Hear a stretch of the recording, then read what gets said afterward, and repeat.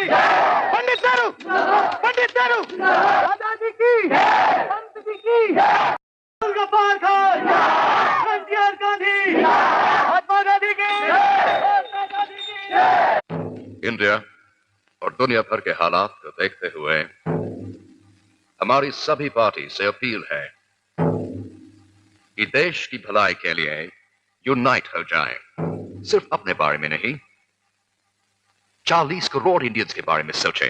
Your excellency, Congress की मांग है यूनाइटेड इंडिया और एक सेंट्रल अथॉरिटी। लंबे अरसे का करार पाकिस्तान के वजूद को मानकर ही किया जा सकता है। पंजाब के मुसलमानों को जबरदस्ती मुस्लिम लीग या पाकिस्तान से नहीं जोड़ा जा सकता। सिर्फ कांग्रेस और मुस्लिम लीग से बात करके किसी भी नतीजे पर नहीं पहुंचा जा सकता। 6 करोड़ शेड्यूल कास्ट आबादी को अनदेखा नहीं किया जा सकता। हमें पाकिस्तान बनने पर कोई एतराज नहीं, अगर जिन्ना साहब सिखों के लिए भी अलग सूबा देने को तैयार हो। योर एक्सीलेंसी, हिंदुस्तान में मुसलमानों की नुमाइंदगी सिर्फ मुस्लिम लीग करती है, इसलिए एग्जीक्यूटिव काउंसिल में मुसलमान मेंबरान को नामजद करने का हक सिर्फ हमारा होगा। योर एक्सीलेंसी, जिन्ना साहब का यह दावा हम मानने के लिए तैयार नहीं है, क्योंकि इसका मतलब होगा कांग्रेस मुसलमानों की नुमाइंदगी नहीं करती। कांग्रेस एक नेशनल पार्टी है और इसमें सभी मजहब के लोग शामिल हैं। मुट्ठी भर भटके हुए मुसलमानों के दम पर मुसलमानों की नुमाइंदगी का दावा कैसे किया जा सकता है? कांग्रेस को इस बात का पूरा हक है कि वो जिसे चाहे उसे नामजद कर सकती है। हम इस मुल्क में रहने वाले हर शख्स के नुमाइंदे हैं और हर कोई हमारा नुमाइंदा, चाहे वो किसी भी इलाके का रहने वाला हो या किसी भी मजहब का मानने वाला हो।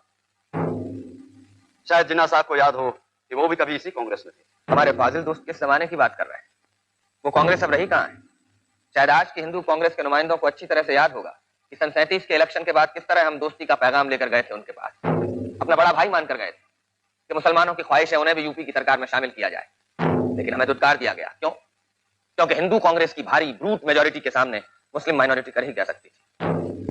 योर एक्सीलेंसी, मैं एक बार फिर से अपना फैसला दोहराता हूं। एग्जीक्यूटिव काउंसिल में मुसलमान मेंबर को नामजद करने का हक सिर्फ मुस्लिम लीग का है।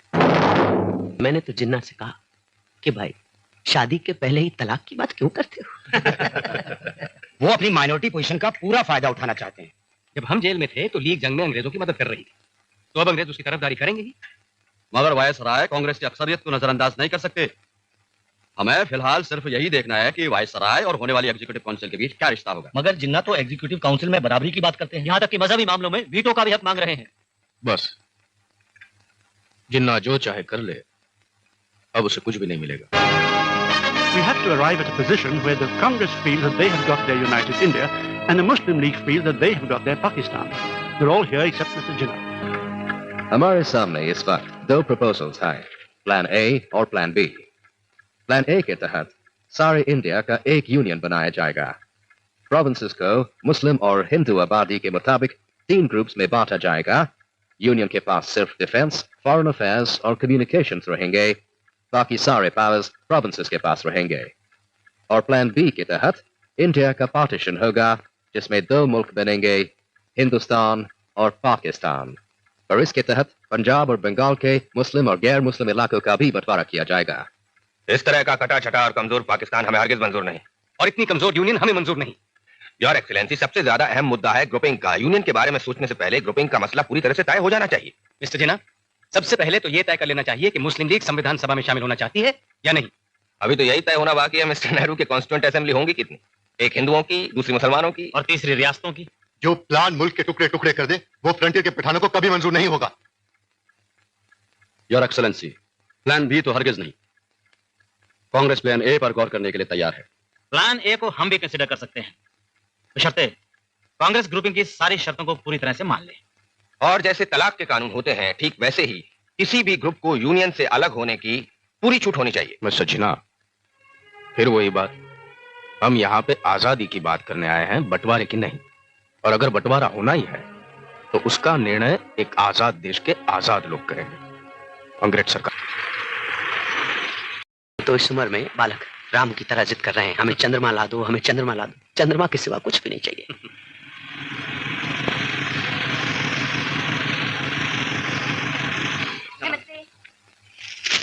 मेरी समझ में तो कैबिनेट मिशन का 16 मई का प्रस्ताव सत्ता सौंपने का नहीं, बल्कि देश के विभाजन का प्रस्ताव है।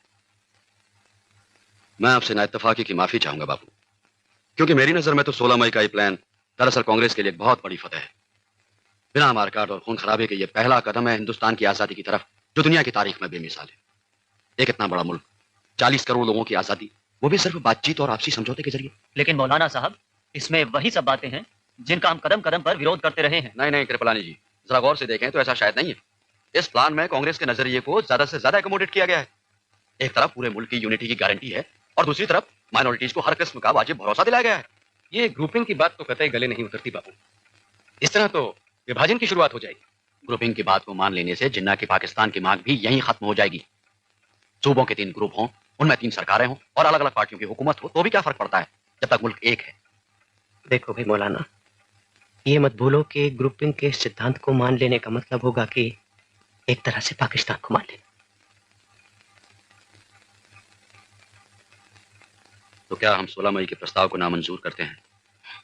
अभी इस निर्णय की घोषणा करने की जरूरत नहीं है। पहले देखे तो मुस्लिम लीग का रवैया क्या है, जिन्ना का इरादा क्या है। सरदार साहब! अरे रुको रुको। बापू कौन है ये? सुधीर घोष, बापू का दूत और अंग्रेजों का दोस्त है। हाँ सुधीर, क्या बात है भाई? सरदार साहब, पैथिक लॉरेंस क्रिप्स उस कार में बैठे हैं, आपसे मिलना चाहते हैं। मुझसे क्यों? उनको पता चल चुका है क्या? कि अगर किसी नतीजे पर पहुंचा है तो आपसे बात करना जरूरी है। क्या चाहते हैं? जिन्ना ने 16 मई और 16 जून के दोनों ही प्लानों को मंजूर कर लिया है, लेकिन कांग्रेस दोनों को ही नामंजूर करने वाली है। तो पावर अब मुस्लिम लीग के हाथों में आ जाएगा। हो सकता है। होगा ही, क्योंकि वाइसरॉय भी यही चाहते हैं। तो फिर पैथिक लॉरेंस को क्या परेशानी है? मेरी राय में कैबिनेट मिशन के इस वक्त के झुकाव को देखते हुए कांग्रेस अगर इस मौके का फायदा उठाए तो पावर आप, मेरा मतलब है कांग्रेस को पावर मिल सकता है। राजनीति असंभव को संभव बना देने की कला है। चलो मिलते हैं।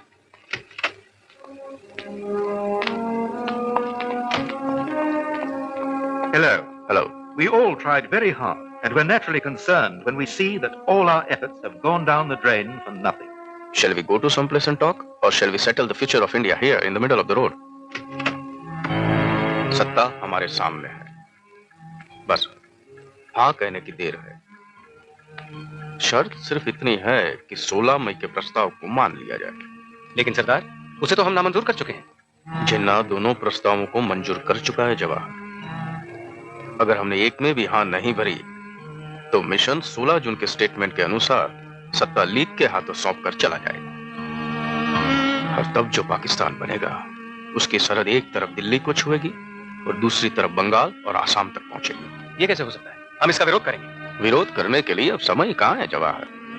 स्थिति तो यह है कि अंग्रेज लोग अब ज्यादा दिन तक रहना ही नहीं चाहते, न राज चलाने के लिए न सत्ता सौंपने के लिए।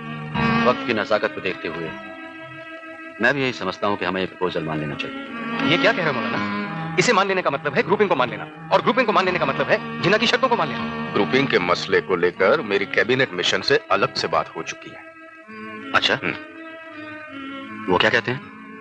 उनका कहना यह है कि अगर हम 16 मई के प्रस्ताव को मान लेते हैं तो वो ग्रुपिंग की शर्तों को छोड़ देने के लिए तैयार है। लेकिन सरदार, हमारे कुछ सिद्धांत भी तो हैं। सिर्फ सिद्धांत के बल पर राजनीति नहीं चलती जवाहर। इसके लिए स्थिति को समझना जरूरी है, समय की चाल को पहचानना जरूरी है। बापू, आपका क्या ख्याल है इस प्रपोजल के बारे में? हम सब आपकी राय जानना चाहते हैं। अब तक मैं इस प्रस्ताव को एक ईमानदार कोशिश समझ रहा था, मगर अब इसमें से बंटवारे की बू आती। इसके अनुसार पूरब में असम और बंगाल के हिंदू प्रदेशों को मुस्लिम ग्रुप के साथ रहना होगा, तो दूसरी तरफ उत्तर पश्चिमी प्रांतों और पूर्वी पंजाब को भी मुस्लिम ग्रुप के साथ रहना होगा। ये मैं नहीं मान सकता। मुझे लगता है कि इस समय ग्रुपिंग की शर्त को महत्व नहीं देना चाहिए। अगर हम प्रस्ताव के बाकी मुद्दों से सहमत हैं तो ये प्रस्ताव हमें मान लेना चाहिए। इस समय सिर्फ 2 ही चीज जरूरी है। एक तो ये कि लीग को सत्ता हथियाने से रोकना, और दूसरा कांग्रेस को सत्ता में लाना। बाकी के सभी लोग भी यही चाहते हैं।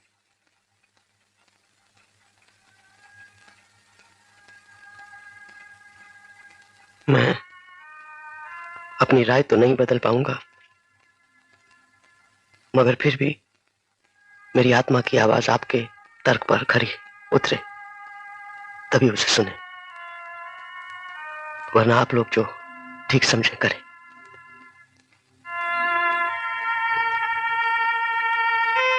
अब मैं जाऊंगा, क्योंकि मुझे नहीं लगता कि अब मेरी यहां पर जरूरत रह गई है।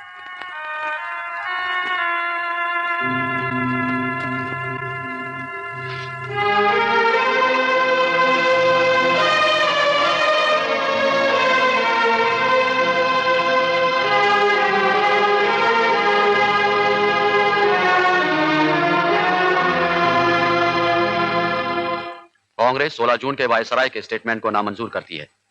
16 मई के प्लान के कुछ मुद्दों पर ऐतराज होने के बावजूद मुल्क की आजादी और एकता की खातिर इस प्लान को मानने के लिए हम तैयार हैं। शर्तों से जुड़ी कांग्रेस की मंजूरी को मंजूरी नहीं माना जा सकता। मुस्लिम लीग 16 मई और 16 जून के दोनों प्रपोजल्स को अपनी मंजूरी दे चुकी है, इसलिए सिर्फ मुस्लिम लीग ही सरकार बनाने की हकदार है। हम मानते हैं कि 16 मई के प्रपोजल को दोनों पार्टियों ने मंजूरी दे दी है, इसलिए कॉन्स्टिट्यूशन बनाने की कार्रवाई अब शुरू की जा सकती है। एग्जीक्यूटिव काउंसिल बनाने के मामले में वो लोग हमराई नहीं है, इसलिए अभी इस पर कोई फैसला नहीं लिया जा सकता। कांग्रेस ने हमें ठगा है, मिशन ने चालबाजी की है, वायसरॉय ने धोखा दिया है। बदले हुए हालात को देखते हुए मुस्लिम लीग दोनों ही प्रपोजल्स को दी गई अपनी मंजूरी वापस लेती है। यही तो राजनीति है। जिना सब अब तक अपनी नहीं के बल पर जीतते रहे, आज उनकी नहीं उनको हरा दिया। वैसे भी माइनॉरिटी सरकार कब तक चल सकती है? लगता है अब सुरा जाएगा, हमारी अपनी सरकार होगी, इसलिए अब हमें नए कांग्रेस अध्यक्ष का चुनाव भी करना है। जो अध्यक्ष होगा उसे ही सरकार बनाने के लिए बुलाया जाएगा और आजाद हिंदुस्तान का पहला प्रधानमंत्री भी वही होगा। मौलाना ने पिछले 6 बरस से ये जिम्मेदारी बड़ी अच्छी तरह से संभाली। अब मैं चाहता हूं कि ये बोझ कोई और संभाले। जैसा आप बेहतर समझें। 15 में से 12 प्रदेश कांग्रेस कमेटियों ने सरदार का नाम प्रस्तावित किया है। कुछ एक ने कृपलानी का नाम भी लिया है, लेकिन वो तो कृपलानी ने अपना नाम जवाहर के हक में वापस ले लिया। तो अब रह जाते हैं सरदार और जवाहर। और मैं चाहता हूं कि चुनाव एक मत से हो, ताकि किसी के मन में शंका ना रह जाए। जवाहर, तुम्हारे नाम का प्रस्ताव किसी भी प्रदेश कमेटी की ओर से नहीं आया है, सिर्फ वर्किंग कमेटी ने ही सुझाव रखा है। तुम्हारा क्या कहना है?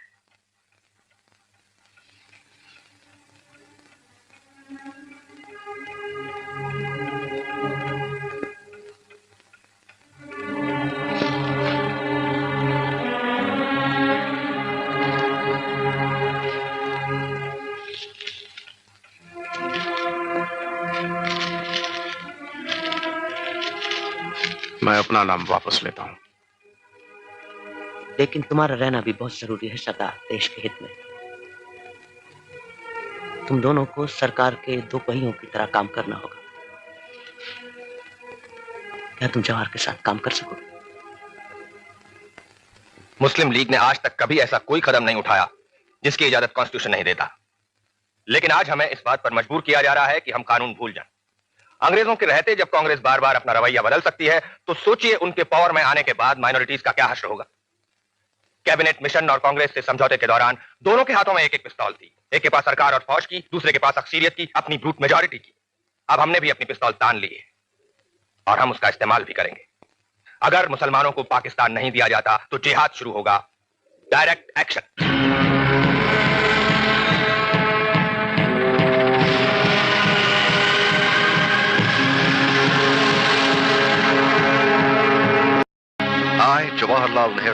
I, Jawaharlal Nehru, do swear in the name of God that I will bear true faith and allegiance to the crown as by law established.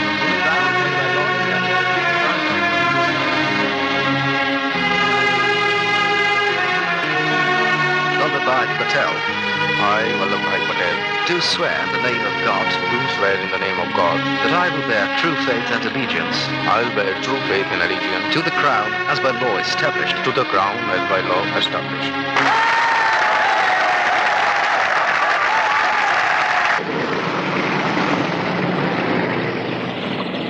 तो क्या हम चुपचाप देश को तबाह होता हुआ देखते रहे? नोआखली में मारकाट मची हुई है। बंगाल में मुस्लिम लीग की सरकार ही दंगे करवा रही है। 3 हफ्ते से लगातार हमें चेतावनी मिल रही थी, फिर भी हम कुछ नहीं कर पाए।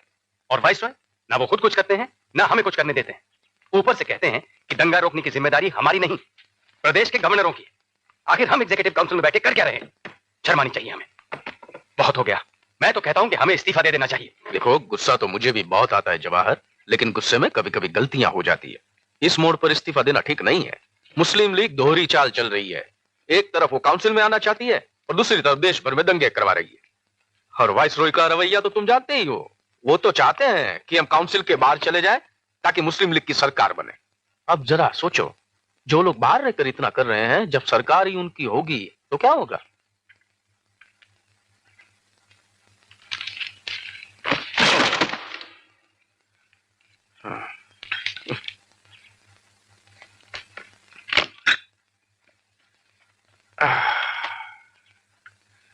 मैं इजाजत चाहूंगा। कुछ विदेशी फोटोग्राफर मेरा इंतजार कर रहे हैं, मुझे जाना ही होगा।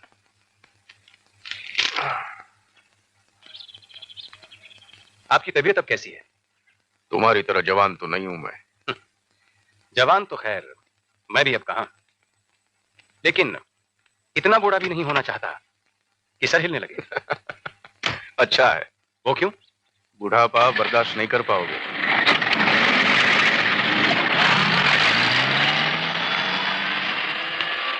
देखा, चाय भी नहीं पी और चले गए। अरे भाई, तुम्हारी चाय के अलावा दुनिया में और भी जरूरी काम है। लेकिन बापू आप होते तो ऐसा नहीं करते। मेरे लिए विदेश से फोटोग्राफर भी कहाँ आते हैं? सर, बॉम्बे से खेर साहब का फोन है। हाँ, बोलो खेर। सरदार साहब, बंबई में हालत बेकाबू होती जा रही है, दंगे फैलते ही जा रहे हैं। तो तुम क्या कर रहे हो वहां पर? रोको उसे। पुलिस कमिश्नर का कहना है कि उसके लिए फाइलिंग जरूरी है। जो जरूरी होता है वो करो। जाने भी जा सकती हैं। तो भी। लेकिन अहिंसा का क्या होगा? Hello hello hello sir, hello hello. अभी अभी मिले समाचार के अनुसार देश भर में दंगों की स्थिति बिगड़ती जा रही है। रावलपिंडी, कराची और बंबई में भी लूटपाट, हत्या और आगजनी की वारदातें हुई हैं। कांग्रेस अध्यक्ष श्री जवाहरलाल नेहरू ने जनता से अपील की है कि वो अफवाहों पर ध्यान न दें और शांति बनाए रखें। आखिरकार तो मुस्लिम लीग को सरकार में शामिल करना ही पड़ेगा। सरकार में आने के लिए लीग खुद ही बहुत उतावली हो रही है, लेकिन उसके पहले वो अपनी पोजीशन का ज्यादा से ज्यादा फायदा उठा लेना चाहते हैं। वाइसरॉय ने मुझे भरोसा दिलाया है कि मिस्टर जिन्ना एग्जीक्यूटिव काउंसिल में पूरे सहयोग की भावना के साथ आना चाहते हैं। ना ही मुझे जिन्ना की जबान का भरोसा है, ना ही वेवल की बात का। सरदार, मुझे लगता है कि उनका सरकार में आना जरूरी भी है। वायसराय चाहते हैं इसलिए नहीं, मुल्क के भले के लिए। सियासत की मांग है इसलिए भी। कुछ भी हो, सबसे पहले जिन्ना को ये लिख कर देना होगा कि वो अपना डायरेक्ट एक्शन प्लान फौरन वापस ले लेंगे। और दूसरा, मुस्लिम लीग संविधान सभा में बिना किसी शर्त के शामिल होगी। मुस्लिम लीग होम मिनिस्ट्री की मांग कर रही है और लॉर्ड वेवल भी इसके लिए जोर दे रहे हैं। ये नहीं हो सकता। मगर सरदार, अगर मगर की कोई गुंजाइश ही नहीं है जवाहर, हमें बिना किसी झिझक के इस बारे में उनको साफ ना कह देना चाहिए। लेकिन सरदार, हम गृह मंत्रालय उनको किसी भी कीमत पर नहीं दे सकते। लेकिन सरदार, हम मिशन के प्लान में ये मान चुके हैं कि लीग भी काउंसिल में शामिल होगी। लीग अपनी पाकिस्तान की मांग कभी छोड़ेगी नहीं। देश भर में दंगे करवा रहे हैं, बार बार अपनी बात से बदल जाते हैं। मिस्टर जिन्ना कुछ भी लिखकर देने को तैयार नहीं है। ये सब जानते हुए हम उनको गृह मंत्रालय कैसे दे सकते हैं? अगर ऐसा हुआ तो मैं काउंसिल से इस्तीफा दे दूंगा।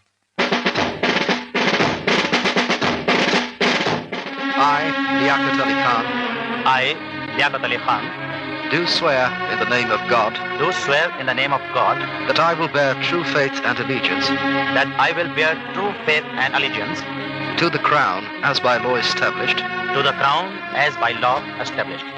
सरकार में रहकर भी अगर गजनाफर अली मुस्लिम लीग की मीटिंग में ये कहते हैं कि या तो कांग्रेस झुक जाए या देश में मारकाट होती रहेगी, तो आप उन्हें याद दिलाइए कि वो जिस सरकार का बिल्ला पहनकर वोट बटोरने के लिए ऐसी बातें करते हैं, वो सरकार की होम मिनिस्टर ने भी चूड़ियां नहीं पहन रखी है। आप बोल दीजिए उनको।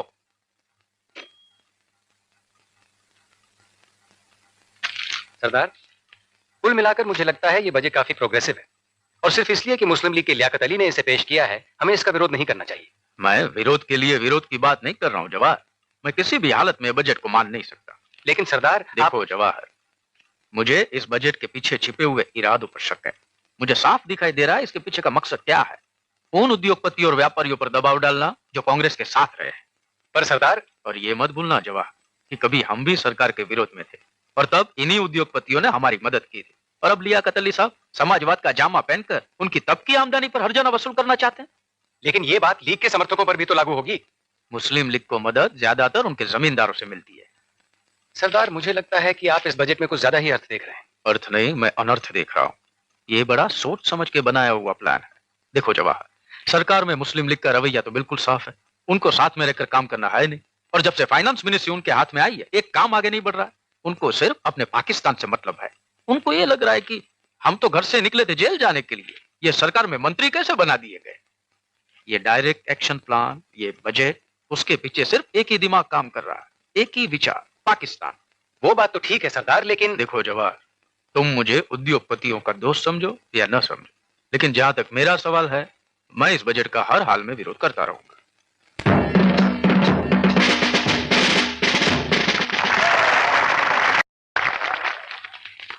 से तलवार टकराने वाली भाषा का मैं सख्त विरोध करती हूँ, और इसके पीछे जो सांप्रदायिक मानस है उसका भी मैं विरोध करती हूँ।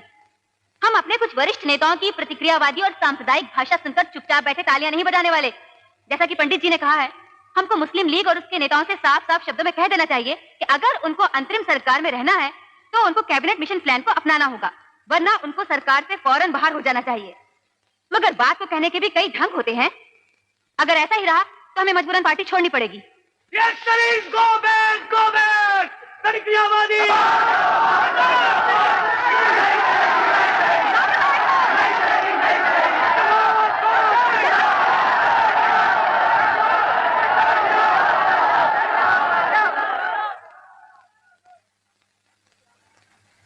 हम भी जवान थे, लेकिन हमने हमारी ताकत को देश की सेवा में लगाया, अपने बुजुर्गों पर कीचड़ उछालने के लिए नहीं।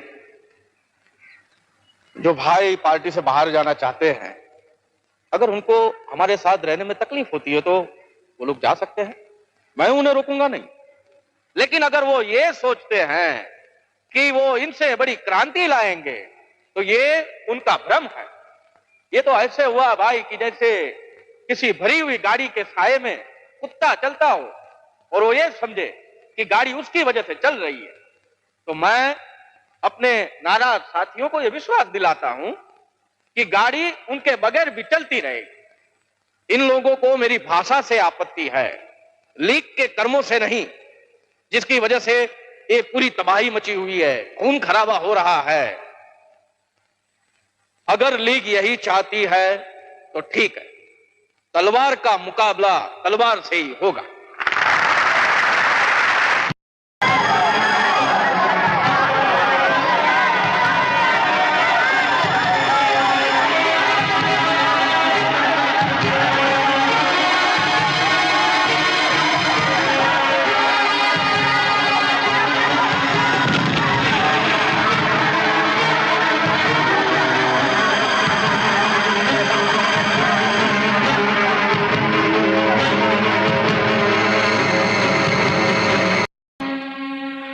ये 3 टांगों की दौड़ कब तक चलती रहेगी?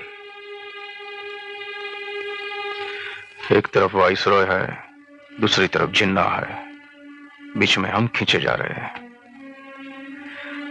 क्या लगता है मेनन तुम्हें? मुझे भी लगता है कि ये मिली जुली सरकार तो नहीं चलेगी।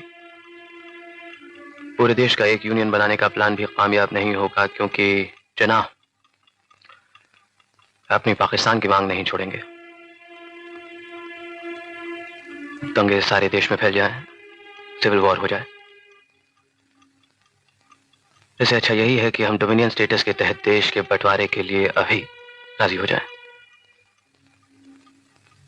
वरना अगर बाद में मजबूरन बंटवारा करना पड़ा तो पता नहीं देश का नक्शा क्या होगा। अगर अंग्रेजों के रहते बंटवारा होता है तो जिन्ना पंजाब और बंगाल के गैर मुस्लिम मेजॉरिटी एरियाज का दावा नहीं कर सकते।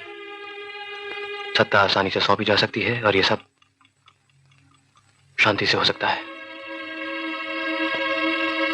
तो अलग अलग सरकारें, तो अलग अलग संविधान, तो अलग अलग देश।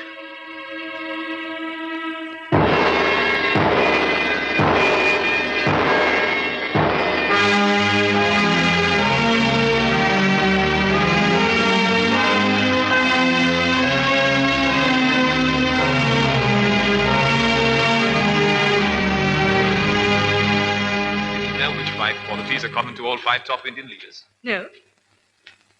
They're all past middle age. They're all very well versed in the art of agitation. They're all lawyers. None of them have any administrative experience. Mm-hmm. And they're all totally submerged into political activities. Now, what do you think about that? That's very interesting, darling. You almost sound like a diplomat. I'm going to become one. Just you wait and see.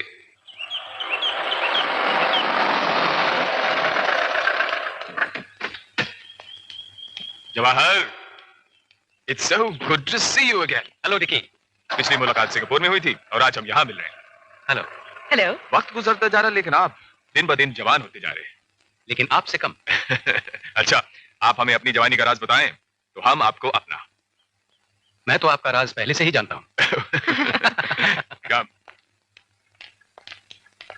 Jawahar, आप अगर मुझे British राज के आखिरी viceroy की बजाय वो पहला अंग्रेज समझें जो आजाद इंडिया के लिए एक रास्ता बनाने में आपका हाथ बटाने आया है, तो मुझे कहीं ज्यादा खुशी हो.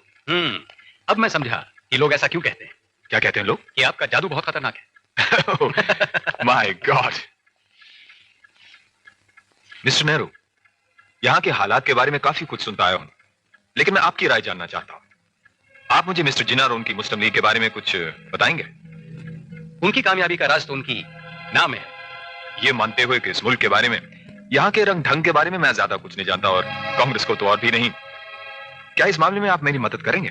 जी फरमाइए. आपका मिस्टर नेहरू के बारे में क्या ख्याल है? रंगीन मिजाज रईस हैं, काबिल हैं, सहीन हैं, सियासत में हैं मगर जज्बाती हैं. और ये मिस्टर पटेल? कांग्रेस में गांधी के सामने सिर्फ वही खड़े रह सकते हैं. मैं तो फौजी आदमी हूं, कोई पॉलिटिशियन नहीं. पर ये बताइए मिस्टर पटेल, आप पॉलिटिक्स में कैसे आए? योर एक्सेलेंसी, मैं यहाँ पर अपने बारे में बात करने नहीं आया हूँ.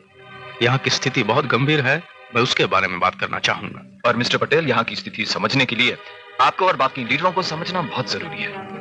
ये निजी बातें करने का समय नहीं है योर एक्सेलेंसी. मैं यहाँ पर आपको ये बताने आया हूँ कि हम हमारे नए वाइसरॉय से क्या आशाएं रखते हैं. आप बुरा न माने मिस्टर पटेल, लेकिन आपकी राय के साथ साथ मैं आपको भी जानना चाहता हूँ.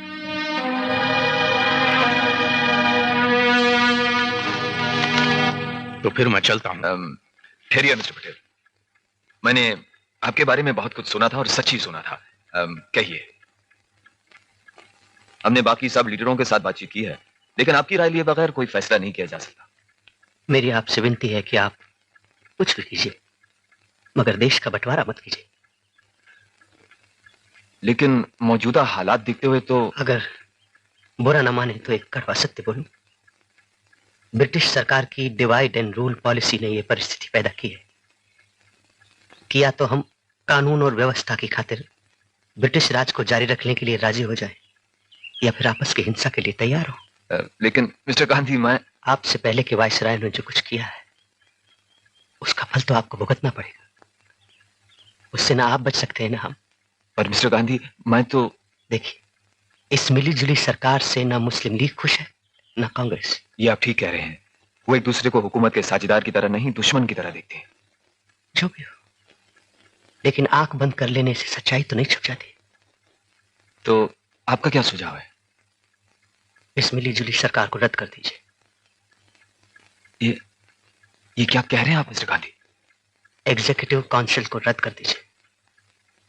सत्ता मुस्लिम लीग के हाथ में सौंप दीजिए और जिन्ना को राज चलाने दीजिए. लेकिन ये कांग्रेस को मंजूर होगा? कह नहीं सकता, लेकिन अगर वो भी चाहते हैं कि देश का बंटवारा ना हो तो ये एक ही रास्ता बचा है. मालूम नहीं मिस्टर जिन्ना क्या कहेंगे. वो तो कहेंगे कि फिर वही शैतान गांधी. मिस्टर जिन्ना, आप मिस्टर गांधी के इस प्रपोजल के बारे में क्या सोचते हैं? सोचने की जरूरत नहीं है योर एक्सेलेंसी. मैं जानता हूं कांग्रेस इस पर कभी राजी नहीं होगी. बापू, आप महात्मा है, हम तो ठहरे साधारण लोग. ऐसी उदारता आपके मन में ही हो सकती है. बापू, इतनी बड़ी गैर मुस्लिम आबादी माइनॉरिटी सरकार को कैसे बर्दाश्त कर सकती है? और हमने आपके विचार पर बहुत गहराई से हर पहलू से सोचा है, लेकिन कोई भी इस बात को मानने के लिए तैयार नहीं है. देश को मुस्लिम लीग और जिन्ना को सौंप देने की बात वो किसी के गले नहीं उतरती.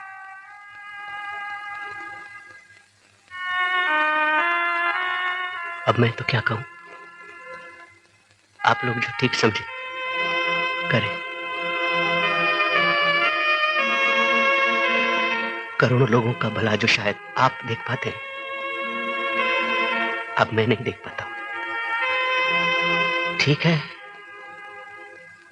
मैं वाइसराय से जाके कह दूंगा कि भाई मुझे माफ करो, मैं कांग्रेस को मना नहीं पाया।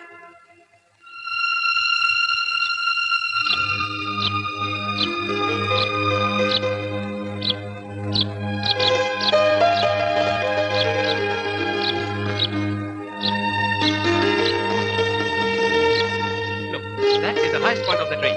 That one there. You don't really mean that, do you, Dickie? Absolutely, Jawahar, absolutely.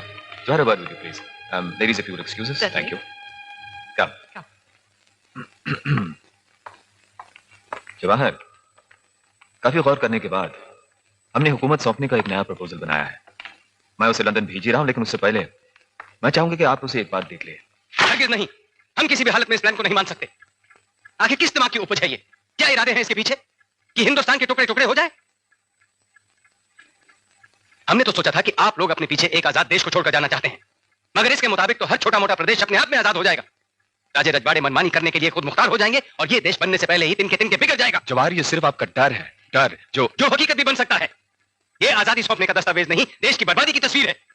Muslim league को छोड़कर कोई भी हिंदुस्तानी इसको मानने के लिए तैयार नहीं होगा। जवाहर, मैं आपके जज्बात समझता हूं। ये शायद अपने आप में सही हल नहीं है, लेकिन एक ईमानदार कोशिश जरूर थी। वीपी, हमने जो लीडरों की मीटिंग बुलाई थी वो फिलहाल नहीं होगी। जरा प्रेस को खबर कर दीजिए, और वजह बताने की कोई जरूरत नहीं है, क्योंकि हमारे प्लान को लेकर मिस्टर नेहरू को कुछ एतराज है।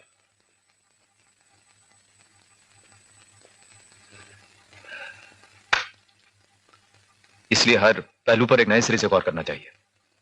योर एक्सीलेंसी, हालात बहुत तेजी से बदल रहे हैं, हमें जो कुछ भी करना है जल्दी करना चाहिए। वो तो ठीक है वीपी। पिछले सितंबर में मैंने एक प्लान बनाया था। इसके तहत 2 अलग अलग केंद्र सरकार बनाने का सुझाव है। मुझे पूरी उम्मीद है कि सभी नेता इस पर राजी हो जाएंगे। अगर आप चाहते हैं तो इसके डिटेल्स मैं आपको दे सकता हूं। वो आप मुझे दे दीजिए, मैं कांग्रेस वर्किंग कमेटी को दिखा दूंगा, उसके बाद ही कुछ कहा जा सकता है। इस प्लान को बनाते वक्त मेरी सरदार साहब से बात हुई थी, वो इससे सहमत हैं। आपकी दवाई भूलना नहीं। सर, शिमला से फोन है, पंडित जी बात करना चाहते हैं। हाँ, आया।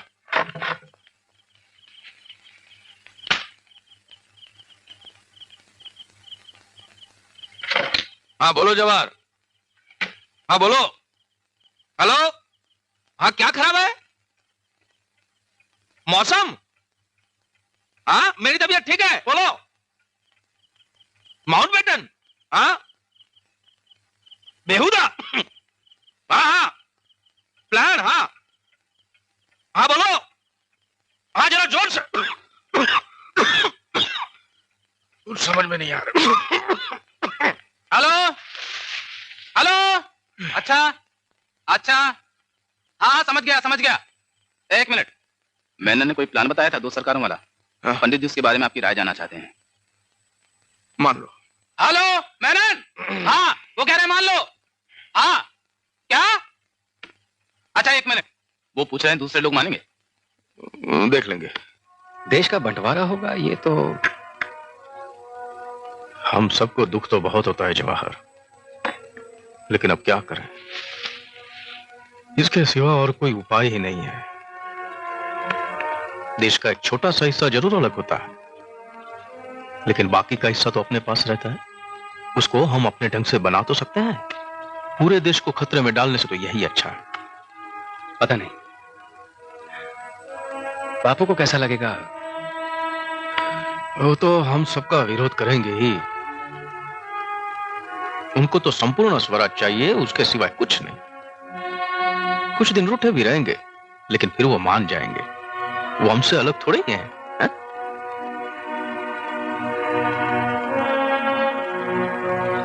कुछ समझ नहीं आता। हम भी अपने देश को प्यार करते हैं, हमारा मन साफ है। मन छोटा ना करो जवाहर, सही गलत का फैसला वक्त पे छोड़ दो।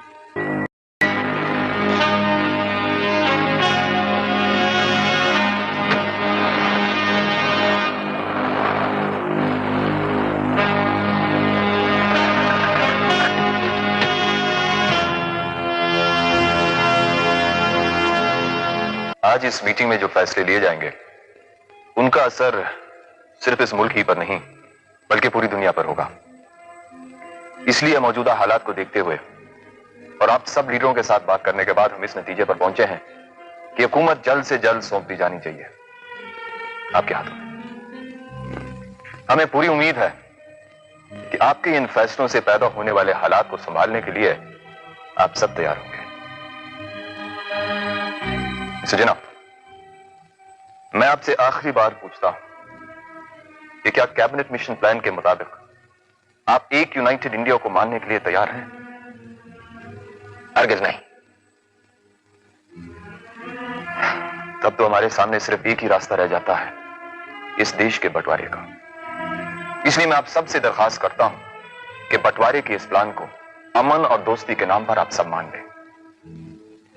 इस प्लान के दो खास पहलू हैं। डोमिनियन स्टेटस के तहत दो अलग अलग सरकार बनाने की तजवीज और बंगाल और पंजाब का बंटवारा।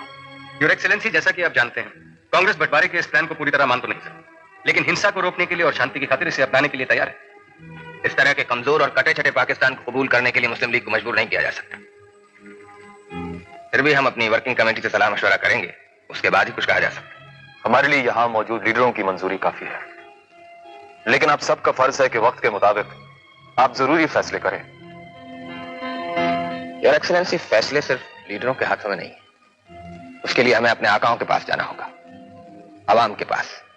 उन्हें समझाना होगा, कई बातों का खुलासा करना होगा। मुझे लगता है मिस्टर जिन्ना अपनी नहीं कहीं भूल गए।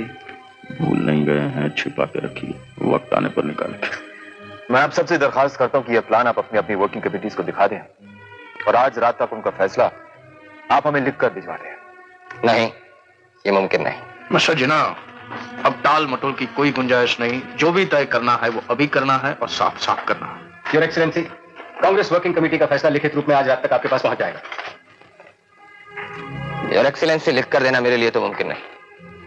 हाँ, अपनी वर्किंग कमेटी का फैसला आज रात तक मैं आपको जुबानी जरूर बता दूं। तो आपने क्या फैसला किया मिस्टर जिन्ना? फिलहाल तो फैसला मुमकिन नहीं योर एक्सीलेंसी। मतलब? हमारी वर्किंग कमेटी की मीटिंग कुछ और दिनों तक नहीं हो पाएगी। अब आपकी ये चाल नहीं चलेगी मिस्टर जिन्ना। आप अगर इस प्लान को नहीं मानते तो इस बार कांग्रेस भी इनकार कर देगी और ऐसी हालत में हुकूमत मौजूदा सरकार के पास ही रहेगी। अब क्या ख्याल है आपका? अब मैं क्या कह सकता हूं योर एक्सीलेंसी, मैं मजबूर हूं। तो फिर आपको अपना पाकिस्तान भूल जाना होगा। जो होना है वो तो होके रहेगा। मिस्टर जिन्ना, तमाम मुश्किलों के बाद ये प्लान यहां तक पहुंचा है। इस बार मैं आपको बना बनाया काम बिगाड़ने नहीं दूंगा।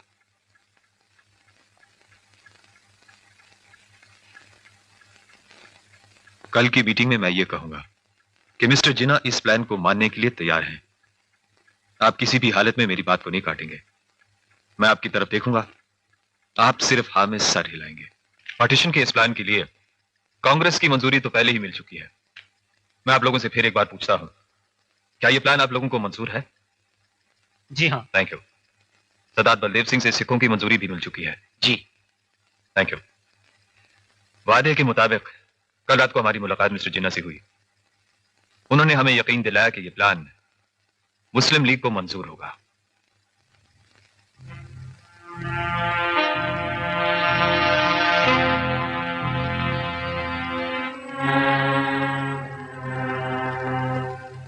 योर एक्सीलेंसी, मैं एक बेहद अहम मसले की तरफ इशारा करना चाहता हूं, और यह है कि मिस्टर गांधी लोगों को भड़का रहे हैं।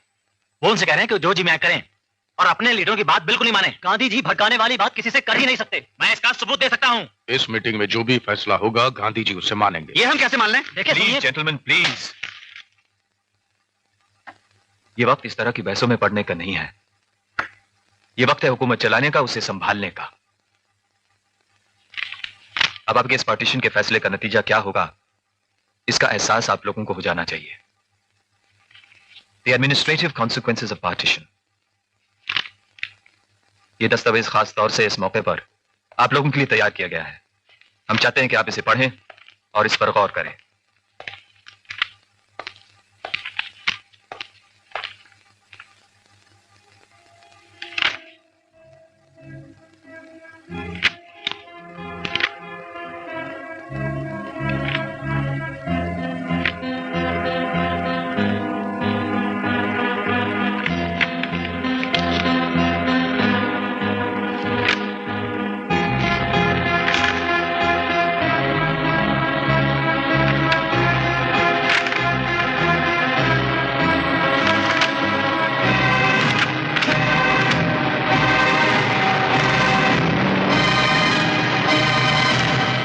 देश के विभाजन का प्रस्ताव कांग्रेस वर्किंग कमेटी स्वीकार कर चुकी है, क्योंकि बहुमत ये मानता है कि इसी से एक शक्तिशाली भारतीय संघ की स्थापना की जा सकती है।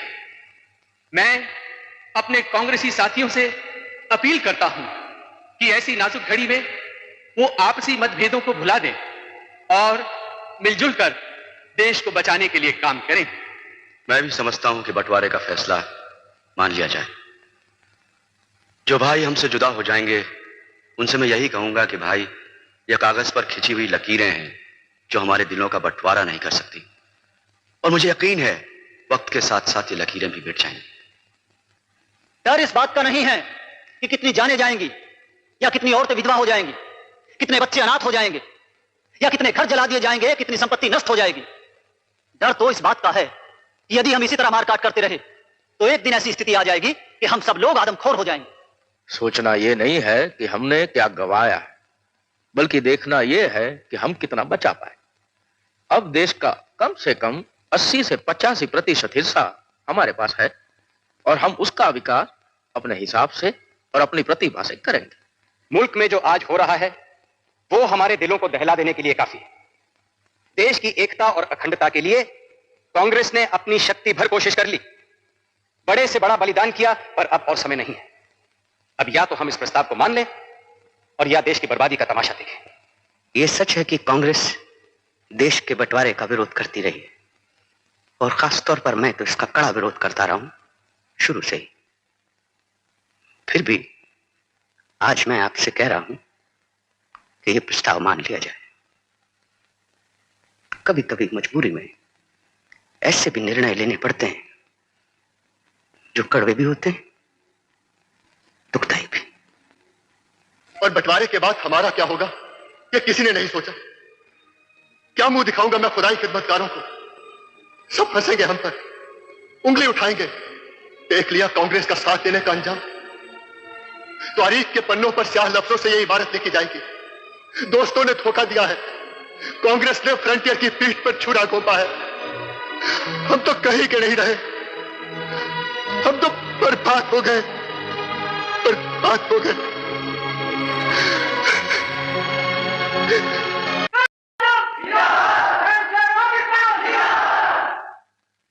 मैं पाकिस्तान का शहंशाह नहीं, बस एक सिपाही। सिर्फ हमें ही नहीं, आज पूरी दुनिया को इस बात का ताज्जुब है कि पाकिस्तान का ये ख्वाब हकीकत कैसे बनने जा रहा है। लेकिन अब इस ख्वाब को हकीकत बनने से कोई नहीं रोक सकता।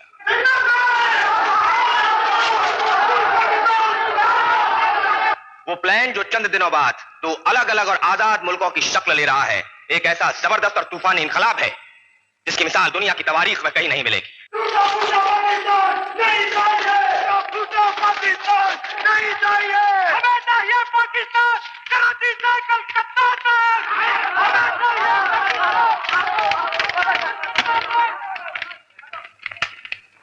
क्या हुआ? वो मेरी जान लेना चाहते थे। जनरल, इस बंटवारे की कार्रवाई के लिए सिर्फ 73 दिन बाकी है। योर एक्सीलेंसी, इस बंटवारे से जो दो मुल्क पैदा हो रहे हैं, मेरी राय में उनके नाम हिंदुस्तान और पाकिस्तान रखे जाने चाहिए। मिस्टर जिन्ना, दो मुल्क पैदा नहीं हो रहे हैं, बल्कि एक मुल्क से एक छोटा सा टुकड़ा अलग हो रहा है। मुस्लिम लीग अपने टुकड़े का नाम जो देना चाहती है वो दे सकती है। इस देश का नाम इंडिया है और इंडिया ही रहेगा। योर एक्सीलेंसी, वक्त बहुत कम है, इसलिए बहुत जरूरी हो गया है कि रियासतों के मसले को जल्द से जल्द सुलझाया जाए। रियासतें अपने आप में पूरी तरह से आजाद हैं, उन्हें अपने साथ जुड़ने पर ना आप मजबूर कर सकते हैं ना। मिस्टर जिन्ना, ये सच है कि मिशन प्लान के तहत उन्हें मजबूर तो नहीं किया जा सकता, लेकिन जब तक सही बंदोबस्त नहीं हो जाता वो अपने आप को आजाद घोषित नहीं कर सकता। आप भूल रहे हैं मिस्टर नेहरू, उनकी अपनी हुकूमत है, वो खुद मुख्तार है। खुद मुख्तार है? किस लिए? आपस में लड़ मरने के लिए? खुद मुख्तार वो होता है मिस्टर जिन्ना जो अपने पैरों पर खड़ा रह सके, जो दूसरे देशों के साथ संबंध बना सके, बाहर के हमलों का मुकाबला कर सके। हमारे यहाँ 562 रियासतें हैं, लेकिन उनमें से कोई भी इस लायक नहीं है। मेरे ख्याल से रियासतों को यह मसला सुलझाने के लिए एक अलग से स्टेट्स डिपार्टमेंट। ऐसे ही वीडियो देखने के लिए हमारी चैनल को लाइक करें, सब्सक्राइब करें।